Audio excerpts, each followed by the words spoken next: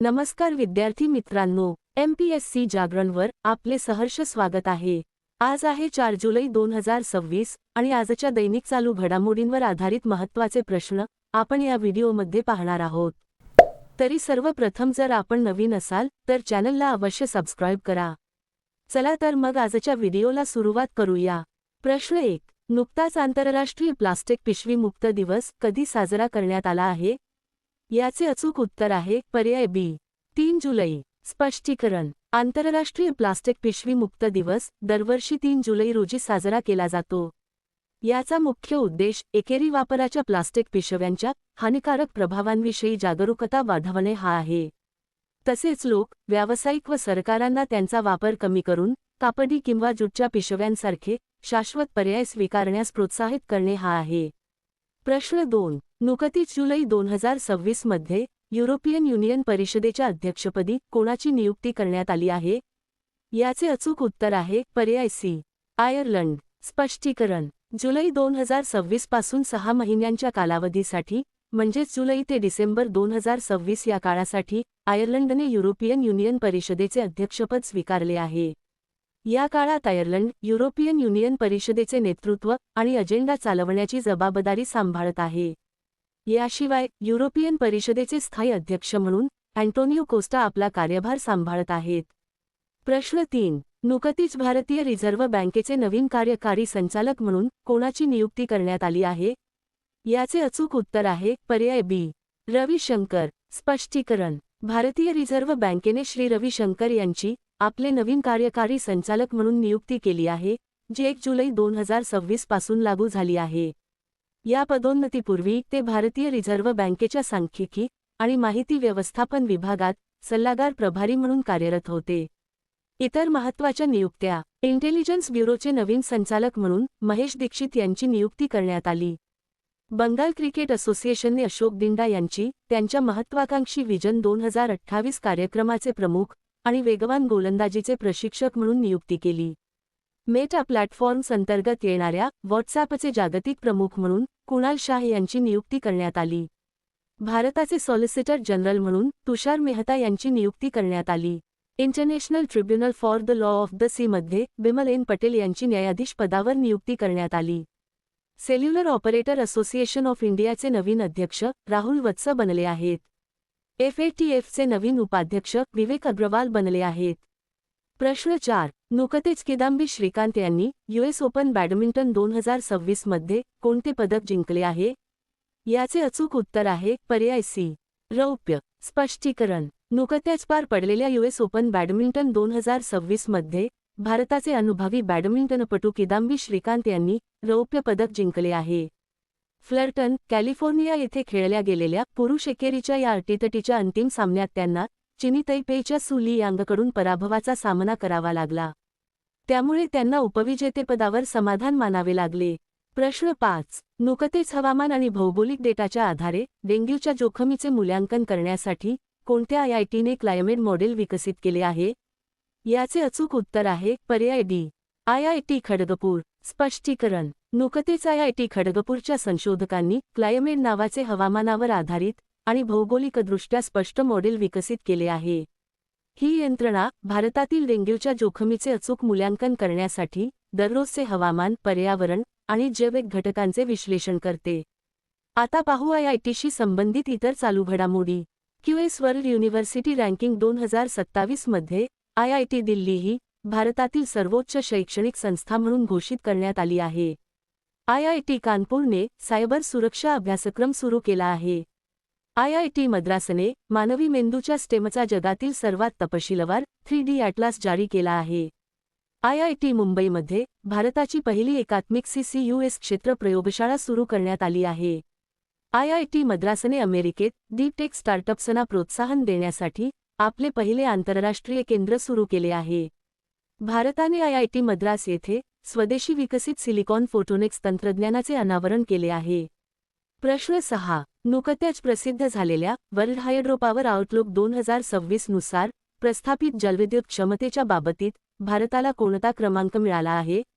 याचे अचूक उत्तर आहे पर्याय ए 5वा। स्पष्टीकरण: वर्ल्ड हायड्रोपावर आउटलुक 2026 नुसार भारताला त्याच्या एकूण प्रस्थापित जलविद्युत क्षमतेच्या 56,336 मेगावॅट आधारे जागतिक स्तरावर 5वे स्थान देण्यात आले आहे. भारताने या अहवालात रशियाला मागे टाकत हे स्थान मिळवले आहे. अग्रगण्य देश म्हणून या यादीमध्ये चीन पहिल्या, ब्राझील दुसऱ्या, अमेरिका तिसऱ्या आणि कॅनडा चौथ्या स्थानावर आहे. प्रश्न 7. नुकतीच गंभीर दुष्काळामुळे म्हणजेच कोरडी पडल्यामुळे चर्चेत आलेली मलप्रभा नदी प्रामुख्याने कोणत्या राज्यात वाहते? याचे अचूक उत्तर आहे पर्याय सी, कर्नाटक. स्पष्टीकरण. गंभीर स्वरूपात कोरडी पडल्यामुळे चर्चेत आलेली मलप्रभा नदी प्रामुख्याने कर्नाटक राज्यात वाहते. ती पश्चिम घाटाच्या टेकड्यांमधून म्हणजेच बेळगावी जिल्ह्यातून उगम पावते. त्यानंतर ती बागलकोट जिल्ह्यातील कुडलसंगम जवळ कृष्णा नदीला मिळते. ही कृष्णा नदीची एक प्रमुख उपनदी असून ती कर्नाटकच्या बेळगावी, धारवाड, गदग आणि बागलकोट जिल्ह्यांतून वाहते. कर्नाटक राज्याची माहिती. राजधानी बेंगळुरू. मुख्यमंत्री डी.के. शिवकुमार. राज्यपाल थावरचंद गेहलोत. आता पाहू कर्नाटकशी संबंधित इतर चालू घडामोडी. बेंगळुरू येथील सरकारी कृत्रिम बुद्धिमत्ता AI स्टार्टअप सर्वम AI भारताचा 130वा युनिकॉर्न बनला आहे. कर्नाटकच्या काली व्याघ्र प्रकल्पात एका नवीन फॉरेस्ट मॉथचा म्हणजेच जंगलातील पतंगाचा शोध लागला आहे. भारतातील सर्वात उंच पवनचक्की कर्नाटकात स्थापित करण्यात आली आहे.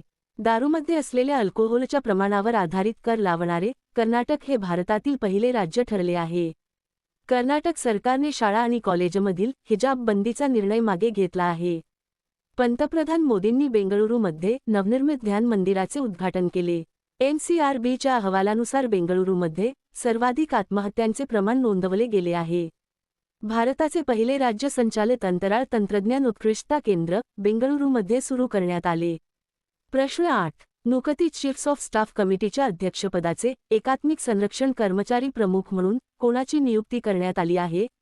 याचे अचूक उत्तर आहे पर्याय सी, तेजिंदर सिंग. स्पष्टीकरण. भारतीय हवाई दलाचे एअर मार्शल तेजिंदर सिंग यांनी 1 जुलै 2026 रोजी चीफ्स ऑफ स्टाफ कमिटीच्या अध्यक्षपदाचे एकात्मिक संरक्षण कर्मचारी प्रमुख म्हणून पदभार स्वीकारला आहे. प्रश्न 9. नुकतीच हेलिकॉप्टर ऑपरेशनसाठी भारताच्या पहिल्या सॅटेलाइट आधारित लँडिंग प्रक्रियेला कोणत्या राज्यात मंजुरी देण्यात आली आहे? याचे अचूक उत्तर आहे पर्याय बी, आंध्र प्रदेश. स्पष्टीकरण. नागरी विमान वाहतूक मंत्रालयाद्वारे आंध्र प्रदेशातील उंडावल्ली हेलिपोर्टवर या प्रक्रियेला मंजुरी देण्यात आली आहे. ही ऐतिहासिक point in space instrument approach प्रक्रिया भारतीय विमानतळ प्राधिकरणद्वारे विकसित करण्यात आली आहे आणि नागरी विमान वाहतूक महासंचालनालयाने याला मंजुरी दिली आहे.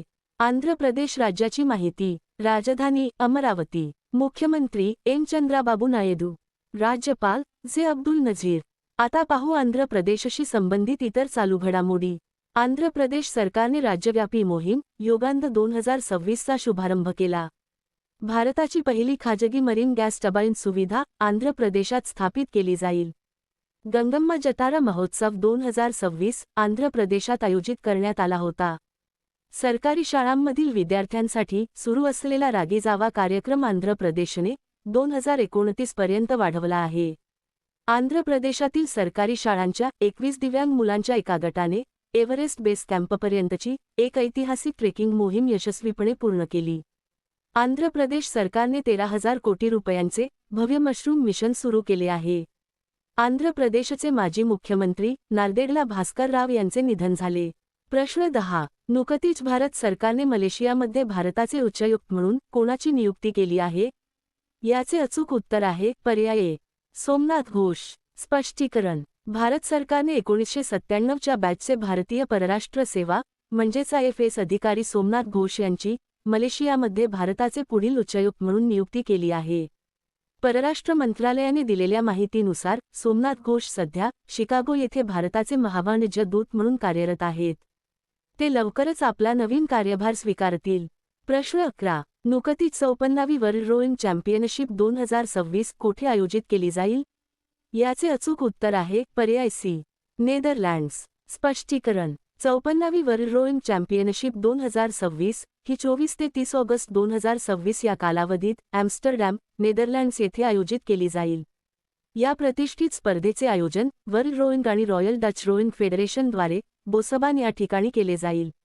नेदरलँड्स देशाची माहिती. राजधानी एम्स्टरडम. चलन युरो. पंतप्रधान रॉब जेटन. प्रश्न 12. नुकतीच कोणत्या राज्य सरकारने अल्पसंख्याक शिक्षण प्राधिकरण स्थापन केले आहे? याचे अचूक उत्तर आहे पर्याय बी. उत्तराखंड. स्पष्टीकरण. उत्तराखंड राज्य सरकारने मदरसा शिक्षण बोर्ड बरखास्त करून राज्य अल्पसंख्याक शिक्षण प्राधिकरण स्थापन केले आहे. ही नवीन व्यवस्था 1 जुलै 2026 पासून लागू करण्यात आली आहे. राज्यामध्ये अधिसूचित असलेल्या सर्व 6 अल्पसंख्याक समुदायांच्या संस्थांमध्ये एकसमान शिक्षण व्यवस्था लागू करणे हा यामागचा मुख्य उद्देश आहे. या 6 समुदायांमध्ये मुस्लिम, शीख, ख्रिश्चन, पारशी, जैन आणि बौद्ध समुदायांचा समावेश होतो. तसेच या संस्थांमध्ये NCERT अभ्यासक्रम लागू केला जाणार आहे. उत्तराखंड राज्याची माहिती. राजधानी देहराडून. मुख्यमंत्री पुष्कर सिंह धामी. राज्यपाल गुरमीत सिंग. आता पाहू उत्तराखंडशी संबंधित इतर चालू घडामोडी. उल्हास उपक्रमांतर्गत उत्तराखंड हे भारताचे 6वे पूर्ण साक्षर राज्य बनले आहे. उत्तराखंडच्या मुख्यमंत्र्यांनी राज्य मदरसा बोर्ड बरखास्त करण्याची घोषणा केली. 25वी अखिल भारतीय जल क्रीडा समूह चॅम्पियनशिप उत्तराखंडमधील टेहरी येथे आयोजित करण्यात आली होती. उत्तराखंड सरकारने स्वास्थ्य धाम पोर्टल सुरू केले आहे. इंटरऑपरेबल क्रिमिनल जस्टिस सिस्टम लागू करण्यात उत्तराखंडने देशात प्रथम स्थान मिळवले आहे. उत्तराखंडने 1 गिगावॅट सौर ऊर्जा क्षमतेचा टप्पा ओलांडला आहे. जगातील सर्वात मोठे 5290 किलोग्रॅम वजनाचे पारद शिवलिंग हरिद्वार येथे स्थापित करण्यात आले आहे. उत्तराखंडमध्ये 3300 कोटी रुपये खर्च करून उभारल्या जाणाऱ्या शारदा नदी कॉरिडॉरची पायाभरणी करण्यात आली. आता मागील व्हिडिओमधील प्रश्न. नुकतेच भारताचे 97वे ग्रँडमास्टर कोण बनले आहेत? याचे अचूक उत्तर आहे पर्याय बी. हर्षवर्धन जी. आता पाहू अत्यंत महत्त्वाचे उजळणी प्रश्न.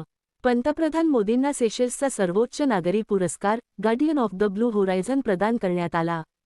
अबिय अहमद यांची इथिओपियाचे पंतप्रधान म्हणून नियुक्ती करण्यात आली. नॉर्वेमधील प्राथमिक शाळांमध्ये जनरेटिव्ह AI साधनांच्या वापरावर जवळपास पूर्णपणे बंदी घातली जात आहे. त्रिपुराच्या कृषी आणि शेतकरी कल्याण विभागाने नवी दिल्ली येथे अन्नस उत्सव 2026चे आयोजन केले होते. फिफाने नेपाळच्या फुटबॉल संघाला निलंबित केले आहे. आंतरराष्ट्रीय क्रिकेटमध्ये सर्वाधिक बळी घेणारी महिला गोलंदाज दीप्ती शर्मा बनली आहे. डॉक्टर बिनोय जॉर्ज यांची उरुग्वेमध्ये भारताचे राजदूत म्हणून नियुक्ती करण्यात आली. तेलंगणामधील एका रस्त्याला डोनाल्ड ट्रम्प यांचे नाव देण्यात आले आहे. चीनच्या लाइनशाईनला जगातील सर्वात वेगवान सुपर कॉम्प्युटर घोषित करण्यात आले आहे. खीर भवानी मेळ्याचे आयोजन जम्मू काश्मीरमध्ये करण्यात आले होते. चीनच्या शास्त्रज्ञांनी हिंदी महासागरात जगातील सर्वात मोठे वेल माशांचे स्मशान शोधले आहे. ट्रेडमार्क प्राप्त करणारे जगन्नाथ मंदिर हे देशातील पहिले मंदिर बनले आहे. ईशान्य भारतातील सर्वात मोठ्या सेंद्रिय मसाला प्रक्रिया प्रकल्पाचे उद्घाटन मेघालयमध्ये करण्यात आले. आता तुमच्यासाठी प्रश्न. नुकताच भारतीय UPI स्वीकारणारा 10वा देश कोणता बनला आहे? दिलेल्या पर्यायातून या प्रश्नाचे अचूक उत्तर कमेंट बॉक्समध्ये नक्की द्या. उद्या पुन्हा भेटू पुढील भागात. धन्यवाद.